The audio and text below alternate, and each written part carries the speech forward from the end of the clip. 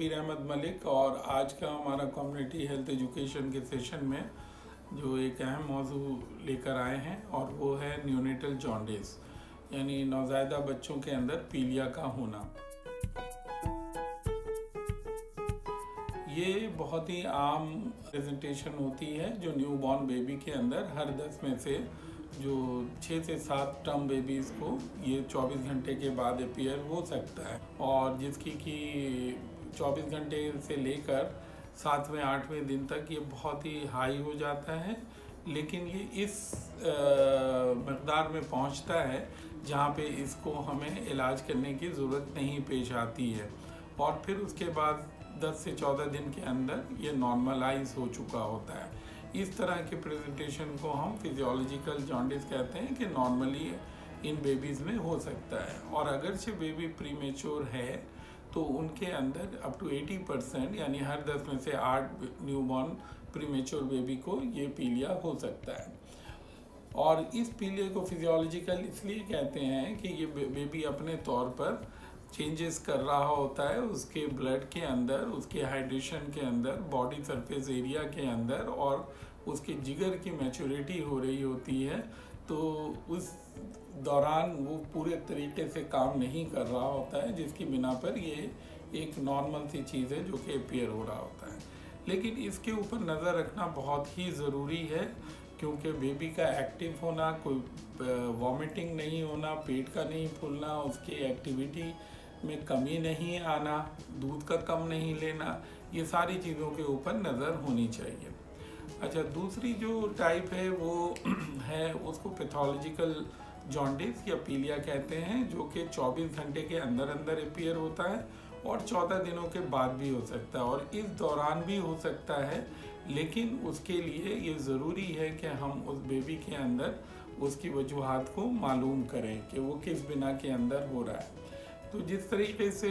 हमने जॉन्डिस बताई कि ये एक पैथोलॉजिकल एंड फिजियोलॉजिकल होता है, तो ये जॉन्डिस की टाइप्स भी 2 तरह की होती है जिसके अंदर एक को कॉन्जुगेटेड हाइपरबिलिरुबिनेमिया यानी कॉन्जुगेट हुआ हुआ बिलिरुबिन होता है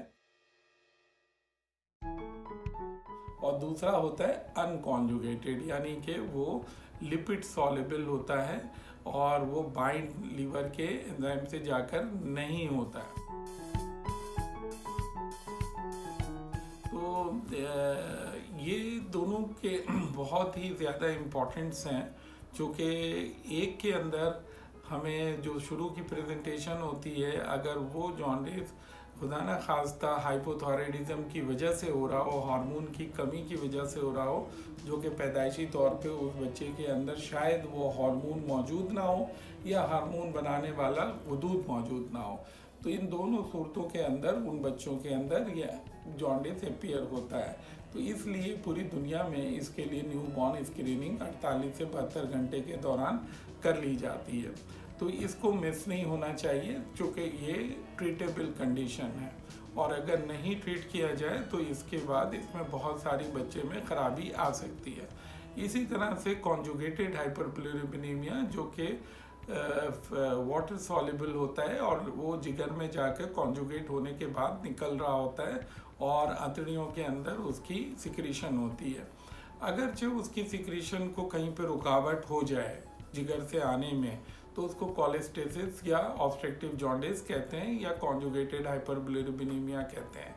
तो इसके अंदर अगर पैदाइशी तौर पे वो नाली में ख़राबी हो और वो खुदा न खास्ता मिस हो जाए तो ये फिर जिगर को ख़राब कर सकता है बहुत ही अर्ली पीरियड के अंदर, तो इसकी जांच करना भी बहुत ही ज़रूरी होता है। तो इन दोनों टाइप के जॉन्डिस के अंदर हमें बहुत ही ख्याल रखना होता है कि हमसे ये मिस ना हो जाए ये जो पैथोलॉजिकल कंडीशंस। और अगरचे ये फिजियोलॉजिकल जॉन्डिस है तो उसके लिए सिर्फ 3 चीज़ों का करना बहुत ज़रूरी है कि इस दौरान हम बच्चे को अर्ली मॉर्निंग सनराइज़ एक्सपोजर के अंदर रखें, उसकी हाइड्रेशन का बहुत ख्याल रखें और तीसरी उसकी न्यूट्रिशन का ख्याल रखें और तो